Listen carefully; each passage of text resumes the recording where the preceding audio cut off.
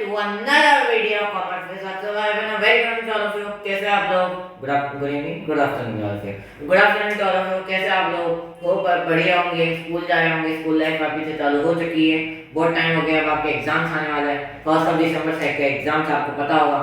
तो यार आज अपन है ना नया टॉपिक पढ़ने वाले हैं। मेरा ये था कि अपने पास इस चैप्टर में टोटल 8 टॉपिक से पढ़ने के लिए, तो ये ऊपर के जो टॉपिक है ना, ऊपर के 3 वो मैं एक एक दिन में आपको खत्म कर देंगे। तो कल अपन ने ये वाला टॉपिक खत्म किया था, आज अपन इस टॉपिक को खत्म कर देंगे पूरी तरीके से, ठीक है। अब उससे पहले मैंने हमेशा बोलता हूँ, मैं आज भी अपन करेंगे, ठीक है। भगवान का नाम लेके ही पढ़ाई हमेशा स्टार्ट करनी चाहिए, विद्या है, ठीक है। आप इसको ग्रहण करने जा रहे हो तो उससे पहले एक बार ईश्वर का नाम लेना बनता है, ठीक है। तो मेरे साथ गिनने पर 1 2 3 पे स्टार्ट करेंगे। 1 2 3।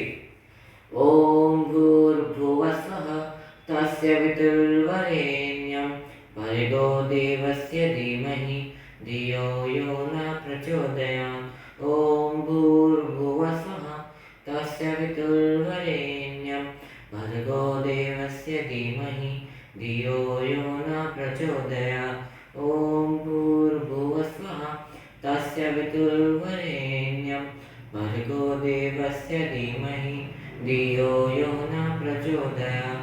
धियो यो न प्रचोदयात्। धियो यो न प्रचोदयात्। कर लेंगे, ठीक है। ओम शांति। तो यार आज हम पढ़ते हैं लिमिटेड लायबिलिटी पार्टनरशिप। क्या है ये लिमिटेड लायबिलिटी पार्टनरशिप, ठीक है। अब देखो, अभी तो आपका एमसीक्यूज का पेपर होगा, मैं आपको पहले भी बता चुका, आपको पता भी होगा।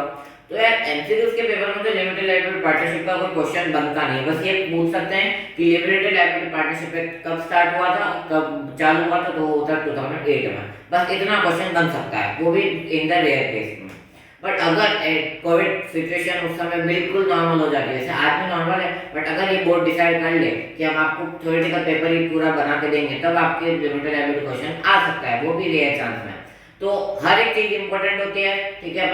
अपन एक वो कर सकते हैं, प्रेडिक्शन कर सकते हैं, बट ये सच में आएगा कि नहीं ऐसा अपन नहीं बता सकते, है ना।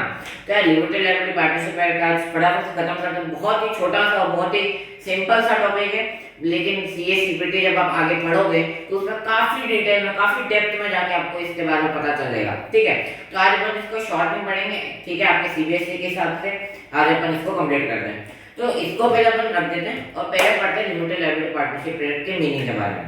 क्या होता है लिमिटेड लायबिलिटी पार्टनरशिप? देखो यार, नाम से क्लियर है, लिमिटेड लायबिलिटी पार्टनरशिप। लिमिटेड मतलब एक लिमिट तक, एक एक्सटेंट तक।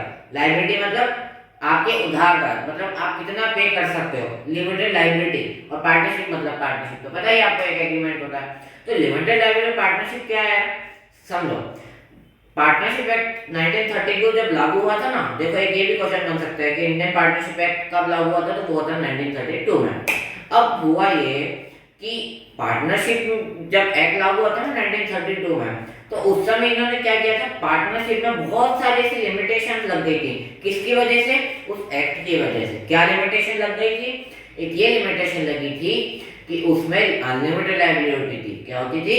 Unlimited liability. अनलिमिटेड लायबिलिटी का मतलब क्या होता है कि अगर आप अपने लोन्स को, आप अपने क्रेडिटर्स को अगर पे नहीं कर सकते हो, तो आपके क्या होंगे, पर्सनल एसेट्स भी कंट्रीब्यूट किए जाएंगे, आपके पर्सनल एसेट को भी नीलामी में रखा जाएगा, ठीक है।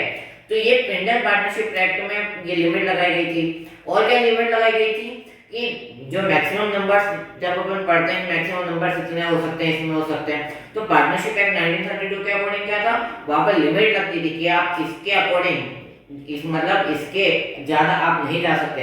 एक लिमिट सेट की गई थी कि इससे ज्यादा मेंबर्स आप नहीं रख सकते, ठीक है। और भी ये दो मेन इसकी लिमिटेशन थी, और भी कई सारी लिमिटेशन थी कि अगर आप पार्टनरशिप करते हो तो उसमें आपको रजिस्ट्रेशन कंपलसरी नहीं था।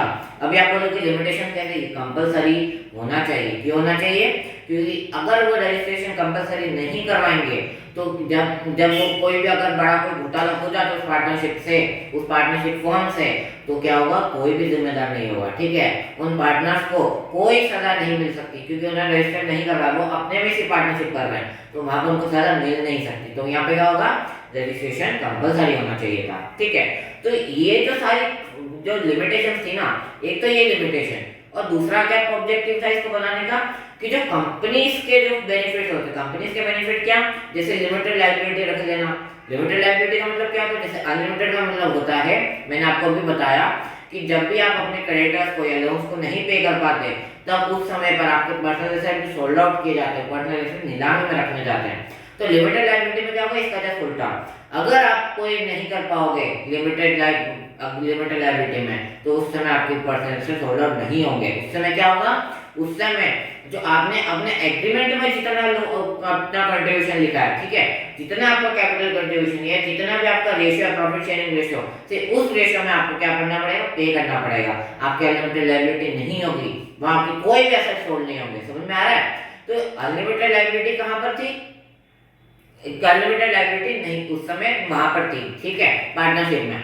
तो यार ये तो एक लिमिटेशन नहीं थी, क्योंकि एक पार्टनर अगर कोई स्कैम कर दे तो दूसरा और तीसरा पार्टनर क्यों उसका वो पेमेंट करेगा, ठीक है ना। तो उस समय पे क्या था, इस लिमिटेशन को हटाने के लिए ये लिमिटेड लायबिलिटी पार्टनरशिप एक्ट चालू किया गया।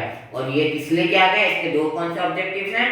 फर्स्ट ऑब्जेक्टिव ये है कि जो लिमिटेशन लगाई गई थी इंडियन पार्टनरशिप एक्ट 1932 में, उसको काबू में किया जा सके, उसको खत्म किया जा सके। और दूसरा ऑब्जेक्टिव क्या है कि जो कंपनीज के फायदे लिमिटेड लायबिलिटी और मैक्सिमम नंबर्स के लिए जो नॉन लिमिट है उसको लाया जा सके, इसलिए एक्ट क्या किया गया था, चालू किया गया, ठीक है। अब आपको समझ में आ रहा होगा धीरे धीरे। एक मैं मीनिंग समझो इसका, मैंने आपको इसकी पूरी हिस्ट्री बता दी कि क्यों चालू किया गया। अब इसका मीनिंग समझो। लिमिटेड लायबिलिटी पार्टनरशिप एक्ट 2008 ये लागू किया गया, ठीक है। लिमिटेड लायबिलिटी पार्टनरशिप का मतलब होता है जहां की लायबिलिटी है ना बहुत एक एक्सटेंट तक लिमिटेड हो। एक्सटेंट का मतलब जितना आपने अपना कंट्रीब्यूशन लिखा है एग्रीमेंट में, बस उस एग्रीमेंट के अकॉर्डिंग जितना कंट्रीब्यूशन है उसके आप उसी लिमिटेड लायबिलिटी से पे करोगे, ठीक है। बहुत इजी सा मतलब है, आपको समझ में आ गया होगा। अब इसके ना कुछ डिफरेंसेस पड़ते हैं अपन में, ठीक है। The limited liability partnership LLP in India came into existence with enactment of Limited Liability Partnership Act 2008, ठीक है। ये लिखा, यही बोला था मैंने कि लिमिटेड लायबिलिटी पार्टनरशिप एक्ट जो है वो कब आया था, enactment of limited liability partnership act 2008, इसके अकॉर्डिंग ये एक्ट चालू किया गया था, which laid down the law for formation regulation of limited liability partnership, ठीक है। अब देखो यार, जो पार्टनरशिप है ना, ये तो लिमिटेड लायबिलिटी पार्टनरशिप है, उसको आप पार्टनरशिप नहीं बोल सकते। ये क्या एक फॉर्म बन जाती है, एक जो पार्टनरशिप को एक पूरा कॉमन टर्म है, उसमें अलग अलग टाइप के पार्टनरशिप में आता है, अलग अलग टाइप की पार्टनरशिप्स होती हैं। तो ये कौन सी लिमिटेड लायबिलिटी पार्टनरशिप है, ठीक है। तो इसको एक मत समझना कि इंडियन पार्टनरशिप एक्ट 1932 और ये सेम नहीं है, ठीक है। तो यहाँ पर फर्क है पार्टनरशिप में और लिमिटेड लायबिलिटी पार्टनरशिप में। अब देखो आगे डेफिनेशन क्या कहती है इसकी। Limited liability partnership means a partnership formed and registered under this act, ठीक है। मतलब इन्होंने यही बोले कि इस एक्ट में जो भी बताया गया था पार्टनरशिप के लिए वो पार्टनरशिप होती है। अब वो क्या है, देखो LLP is a body corporate formed and incorporated under this act. अब बॉडी कॉर्पोरेट क्या होता है वो देखो, कंपनीज जो होती है ना, मैंने आपको बताया कि कंपनीज के फायदे दिलाने के लिए, कंपनीज के बेनिफिट पार्टनरशिप में लाने के लिए ये एक्ट लागू किया गया था, ठीक है। तो उस समय कंपनीज मतलब कंपनीज का क्या रोल होता है कि कंपनीज अपने खुद के शेयर इशू करती है। क्या करती है, मैंने क्या बोला, क्या टर्म इसकी मैंने, शेयर इशू करती है। इसका मतलब ये है कि LLP में, अब देखो पार्टनरशिप में तो आपको शेयर सोल्ड आउट करने का कोई भी प्रोविजन नहीं था, ठीक है, 1932 तक। बट अभी जब 2008 जो एक्ट आया है उसके अकॉर्डिंग जो लिमिटेड लायबिलिटी पार्टनरशिप है उसमें आप अपने क्या कर सकते हो, शेयर सोल्ड आउट कर सकते हो, ठीक है। शेयर सोल्ड आउट का मतलब पब्लिक को इशू कर सकता है अपने शेयर, ठीक है। LLP का बॉडी कॉर्पोरेट का मतलब यही होता है कि ऐसी बॉडी ऐसी कॉर्पोरेशन जो कि क्या करेगी, अपने खुद के शेयर को क्या करेगी, सोल्ड आउट करेगी, ठीक है।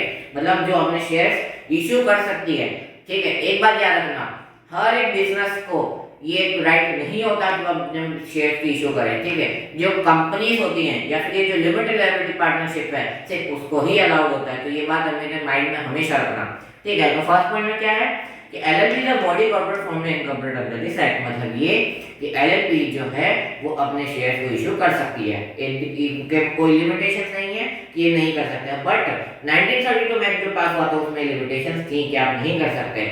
बट कंपनीज का बेनिफिट जब आ गया इनमें इस एक्ट के अकॉर्डिंग तो इनको एक राइट मिल गया। तो आप समझ सकते हो कि ये एक्ट आने से पार्टनरशिप में कितना फायदा आया होगा, ठीक है, समझ रहे हो।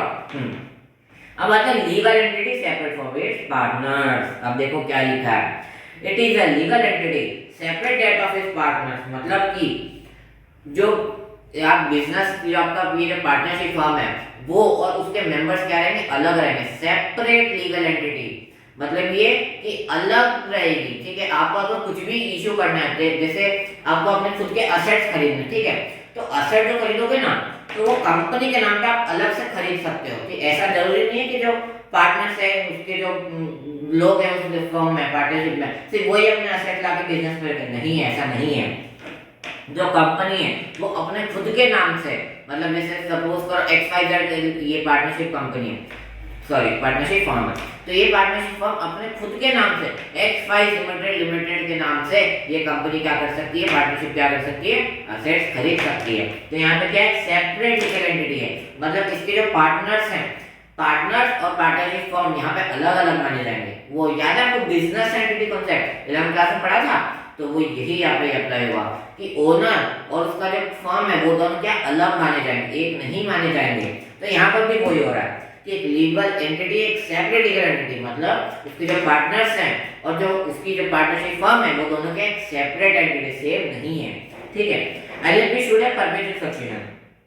परपेचुअल सक्सेशन का मतलब क्या होता है, परपेचुअल सक्सेशन का मतलब होता है पार्टनर्स में कम, पार्टनर्स में go, the company is still alive, मतलब कि किसी भी लिमिटेड लायबिलिटी पार्टनरशिप में कोई फर्क नहीं पड़ता कि कोई पार्टनर आ रहा है कोई पार्टनर जा रहा है, ठीक है। रिटायरमेंट भी होता है ना, तो रिटायर कोई भी पार्टनर गया है फिर कोई भी पार्टनर आया, तो इससे क्या होगा, कंपनी को कोई फर्क नहीं पड़ना, इससे क्या कंपनी को कोई इफेक्ट नहीं पड़ेगा। क्यों नहीं पड़ेगा, क्योंकि इनके पास क्या है, परपेचुअल सक्सेशन का राइट है। कोई भी पार्टनर गए जाए या फिर आए, इसकी वर्किंग में फर्क नहीं पड़ेगा, ये पार्टनरशिप फर्म हमेशा प्रेजेंट रहेगी, ठीक है। अब आता है fourth point, any change in the partner LLP should not affect the existent rights and liabilities of the LLP, मतलब ये वही लिखा है फोर्थ पॉइंट में भी, क्या है, any change in the partners of LLP should not affect the existent rights and liabilities of the LLP, मतलब कोई भी चेंज आना पार्टनर्स में या फिर उनके आने या जाने से कोई भी फर्क नहीं पड़ने वाला एलएलपी को, ठीक है। अब फटाफट अब एक और लाइन लिखे, देखो मैंने आपको बताई थी right, Indian Partnership Act 1932 shall not apply to LLP, ठीक है, मतलब इंडियन पार्टनरशिप एक्ट और जो एलएलपी का ये एक्ट लगा, ये दोनों सेम नहीं है, ये दोनों अलग अलग है, ठीक है। इसलिए तो लाया गया ये, ठीक है, मैंने आपको बताया ना लिमिटेशन जो लगाई गई थी उस एक्ट के दौरान, तो उस एक्ट के लिमिटेशन को खत्म करने के लिए ये एक्ट पास किया गया, तो दोनों सेम नहीं हो सकते। अब फटाफट से डिस्टिंक्शन पढ़ते हैं, पार्टनरशिप एंड एलएलपी के डिस्टिंक्शन एप्लीकेबल। पार्टनरशिप जो है इंडियन पार्टनरशिप एक्ट 1932 के अकॉर्डिंग है, और जो लिमिटेड लायबिलिटी पार्टनरशिप एक्ट है वो कब पास हुआ, 2008 में। तो ये बस अगर एमसीक्यूज में आएंगे तो ये क्वेश्चन एक रेयर कैसे बन सकता है कि इंडियन पार्टनरशिप एक्ट कब लागू हुआ या फिर लिमिटेड लायबिलिटी पार्टनरशिप एक्ट कब लागू हुआ, ठीक है। तो रजिस्ट्रेशन, पार्टनरशिप में ऑप्शनल है और compulsory with registrar of the company. अब देखो मैंने आपको बताया कि पार्टनरशिप में ये कंपलसरी नहीं है कि आपको रजिस्टर अपने को करवाना ही है, मतलब आपने जो फॉर्म खोली है जिस नाम से, तो उसको रजिस्टर करवाना कंपलसरी नहीं होता। बट अगर वो एक एलएलपी है तो उसको क्या होगा, कंपलसरी होगा कि वो रजिस्टर करवाए, अगर नहीं करवाएगी तो एलएलपी नहीं गिनी जाएगी, वो सिर्फ एक सिंपल पार्टनरशिप गिनी जाएगी। बट अगर उसने रजिस्टर ऑफ कंपनी से रजिस्टर करवा लिया तो उसको अपन बोलेंगे एलएलपी, ठीक है। तो यहाँ पर ऑप्शनल होगा पार्टनरशिप में, बल्कि एलएलपी में रजिस्टर कंपनी से करवाना है। Creation, created by agreement and created by law, इसका क्या मतलब है, मैंने आपको बताया कि यहाँ पर ऑप्शनल होगा पार्टनरशिप में, तो ऑप्शनल होगा तो क्या होगा कि वो जो पार्टनर्स हैं ना वो खाली अपने एक एग्रीमेंट बनाएंगे। जैसे 5 लोग बैठे हैं तो उन्होंने डिसाइड किया हम पार्टनरशिप, हम 5 लोग मिलकर पार्टनर्स बनेंगे और हम पार्टनरशिप एक्ट फॉर्म खोलेंगे। तो उस समय पर उनको कोई जरूरी नहीं रहेगा कि वो रजिस्टर करवाएं या फिर किसी मतलब कोई भी अपने रजिस्टर करवाने के लिए लॉ उनको कुछ करे, गवर्नमेंट कुछ करेगी, नहीं कर सकती। तो वो क्या करेंगे, अपना खुद का एक एग्रीमेंट लिखेंगे। कौन सा लिखेंगे, पार्टनरशिप डीड, वही तो एग्रीमेंट है आपका पार्टनरशिप डीड। तो उस एग्रीमेंट में वो लिखेंगे कि हम क्यों पार्टनर्स हैं, हम किस टाइम ड्यूरेशन के लिए पार्टनरशिप बने हैं, ठीक है, किस वर्क के लिए पार्टनर्स बने हैं, तो वो सारी चीजें वो एग्रीमेंट में लिखेंगे। तो पार्टनरशिप में क्या होता है, एग्रीमेंट से बनता है, बस उन्होंने समझौता कर लिया कि हाँ पार्टनर्स बनेंगे, मतलब वो उसी समय पार्टनर्स बन चुके हैं।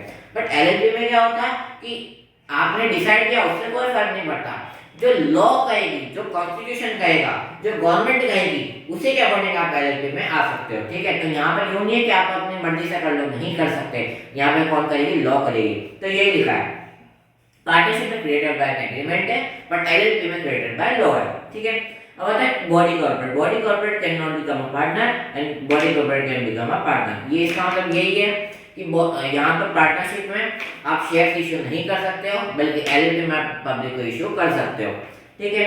अब आती है सेपरेट लीगल एंटिटी। मैं बता चुका हूँ, it is not a separate legal entity but it is a separate legal entity. Partnership separate legal entity नहीं है, ठीक है।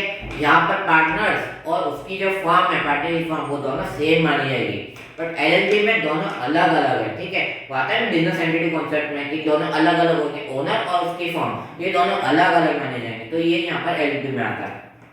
फिर आप परपेचुअल सक्सेशन।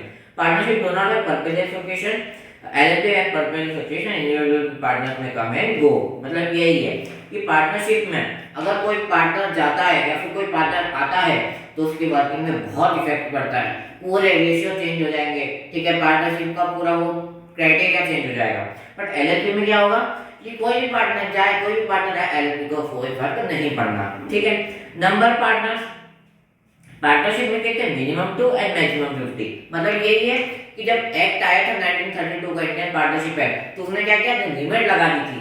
क्या लिमिट लगाई थी कि मिनिमम तो 2 हो सकते हैं, मिनिमम तो उसमें भी 2 ही है, बट मैक्सिमम वहाँ मैक्सिमम लिमिट वहाँ पे क्या थी, 50 थी। मतलब कि आप अनलिमिटेड पार्टनर नहीं हो सकते, एक एक्सटेंट तक 50 नंबर ऑफ मैक्सिमम पार्टनर्स यहाँ पर लिमिट कर दिए गए थे। बट एलएलपी में क्या है, मिनिमम 2 बट मैक्सिमम कोई लिमिट नहीं है। आप कितने भी पार्टनर्स बन सकते हो, कितने भी पार्टनर एलएलपी में आप ला सकते हो, ठीक है। तो यहाँ पर कोई भी लिमिटेशन नहीं है। फिर आता है ownership of assets. Firm can not own any other partner on the assets of the firm. ये मैंने आपको बताया क्या कि पार्टनर्स अपने खुद के असेट्स तो ला सकते हैं फर्म में। मतलब जैसे मैं और 4 लोग और पार्टनर्स हैं, ठीक है। तो मैं ये फर्नीचर ला रहा हूँ, तो मैं फर्नीचर लाया, ठीक है। कोई और स्टॉक लिया, कोई मतलब रॉ मटेरियल्स के लिए उसने खर्चा किया, तो सब अलग अलग कंट्रीब्यूट करके फर्म के असेट्स बना सकते हैं, ठीक है। बट एलएलपी में क्या होता है, एलएलपी में जो फर्म है वो अपने खुद के नाम से फर्नीचर परचेज कर सकते हैं। जैसे फर्नीचर है तो एक्सवाइज लिमिटेड एक एलएलपी है सॉरी, तो एक्सवाइज लिमिटेड क्या होगी, वो अपने खुद के नाम से परचेज करेगी। तो जो रिसिप्ट आएगी उस पर ये नहीं लिखेगा कि पार्टनर्स के द्वारा इंडिविजुअल पार्टनर ने परचेज किया, नहीं लिख सकते। वहां क्या लिखेंगे, बाय परचेज बाय एक्सवाइज लिमिटेड। इसका मतलब समझ में आ रहा है कि जो असेट्स हैं पार्टनरशिप में फर्म नहीं परचेज कर सकते, वहां पे क्या करना पड़ेगा, पार्टनर्स को ही परचेज करना पड़ेगा, ठीक है। पार्टनर्स को कंट्रीब्यूट करने पड़ेंगे असेट्स फर्म के लिए। बट एलएलपी में क्या होगा, फर्म खुद के नाम से असेट्स को परचेज कर सकती है, अपना खुद का नाम उसमें रिसिप्ट में ला सकती है। फिर लायबिलिटी लास्ट में पार्टनरशिप में अनलिमिटेड होती है, बट एलएलपी में limited to the extent of contribution towards LLP. वही है, ठीक है। पार्टनरशिप में क्या होगा, अनलिमिटेड होगी। अगर आप अपने लोन्स एंड क्रेडिटर्स पे नहीं कर पाओगे तो आपके क्या होंगे, पर्सनल एसेट्स सोल्ड आउट किए जाएंगे। बट एलएलपी में क्या होगा, अगर आप कंट्रीब्यूट नहीं कर पाए, अगर नहीं लोन कर सकते, आप नहीं पे कर पाए, तो सिर्फ जितना आपने कंट्रीब्यूशन लिखा है सेटलमेंट में, जितना पार्टनरशिप डीड में आपने लिखा हुआ है, सिर्फ उतना ही आपके पैसे आपको पे करना पड़ेगा। आपके कोई पर्सनल एसेट्स सोल्ड आउट नहीं हो किए जाएंगे, ठीक है। तो ये था एक छोटा सा टॉपिक था लिमिटेड लायबिलिटी पार्टनरशिप। अब इसको एक बार मैं ब्रीफ में समझा देता हूं अगर आपको समझ में ना आया तो। लिमिटेड लायबिलिटी पार्टनरशिप एक्ट लागू किया गया था, ठीक है। इसके मेन ऑब्जेक्टिव ये थे कि एक तो मैक्सिमम नंबर ऑफ जो लिमिट उन्होंने लगाई थी 50, तो उसको हटा के नो लिमिट तक करें, और दूसरा कि जो अनलिमिटेड लायबिलिटी थी कि सारे पर्सनल एसेट्स होल्ड आउट किए जाएंगे पार्टनर्स के, तो उसको हटाया जा सके, ठीक है। तो ये इसके कुछ ऑब्जेक्टिव्स थे, आप अगर आ सकते हैं थ्योरेटिकल पेपर में।